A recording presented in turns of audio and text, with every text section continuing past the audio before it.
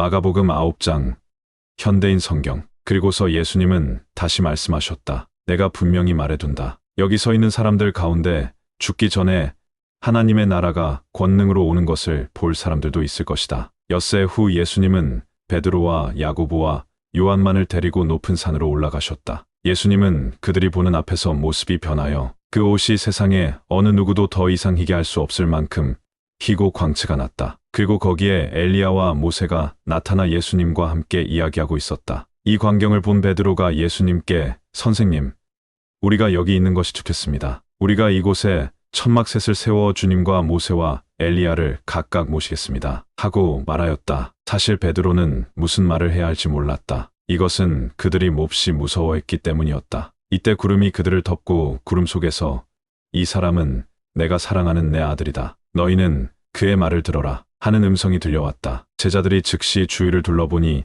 예수님과 자기들 외에는 아무도 없었다. 예수님은 제자들과 함께 산에서 내려오시는 길에 내가 죽었다가 다시 살아날 때까지는 지금 본 것을 아무에게도 말하지 말아라 하고 명령하셨다. 제자들은 그 말씀을 명심하며 도대체 죽었다가 다시 살아난다는 말이 무슨 뜻일까 하고 서로 토론하다가 예수님께 왜 율법학자들이 엘리야가 먼저 와야 한다고 합니까? 하고 물었다. 그래서 예수님은 이렇게 대답하셨다. 엘리야가 먼저 와서 모든 것을 회복한다는 말은 사실이다. 그런데 왜 성경에는 그리스도가 많은 고난과 멸시를 당할 것이라고 쓰여 있느냐? 그러나 내가 너희에게 말한다. 사실 성경대로 엘리야가 벌써 왔으나 예언된 대로 사람들이 그에게 갖은 학대를 하였다. 그들이 돌아와 보니 남아있던 제자들이 많은 사람들에게 둘러싸여 율법학자들과 논쟁하고 있었다. 사람들은 예수님을 보자 크게 놀라며 모두 달려와서 인사하였다. 예수님이 그들에게 너희가 무슨 논쟁을 하고 있느냐?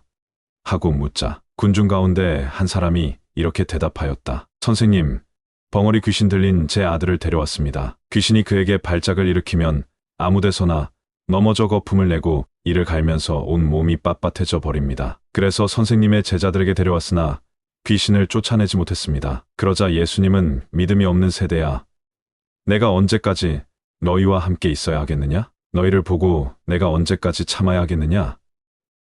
아이를 이리 데려오너라 하고 말씀하셨다. 아이를 예수님께 데려가니 귀신이 예수님을 보고 아이에게 발작을 일으켰다. 그러자 아이가 땅에 엎어져 뒹굴며 거품을 내기 시작했다. 그래서 예수님이 아이 아버지에게 물었다. 언제부터 이렇게 되었느냐?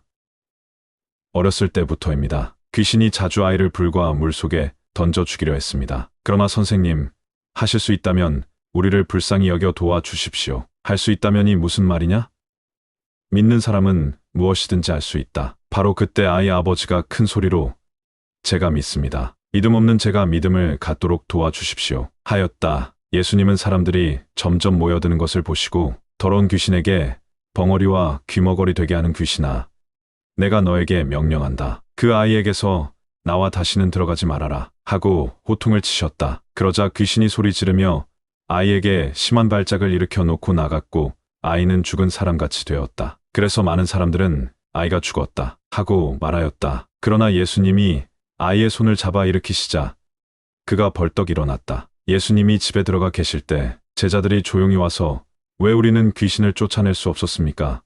하고 물었다. 그래서 예수님은 이런 귀신은 기도가 아니면 나가지 않는다 하고 대답하셨다. 예수님의 일행은 그곳을 떠나 갈릴리를 지나가게 되었다. 그런데 예수님은 이 사실을 아무에게도 알리고 싶어 하지 않으셨다. 이것은 예수님이 제자들에게 자기가 사람들의 손에 넘어가 죽임을 당하고 죽은 지 3일 만에 다시 살아난 것이라고 가르치셨기 때문이다. 그러나 제자들은 그 말씀을 깨닫기는커녕 묻기조차 두려워하였다. 그들은 가버나움에 이르렀다. 예수님이 집에 들어가셔서 제자들에게 너희가 오는 도중에 서로 논쟁한 것이 무엇이냐?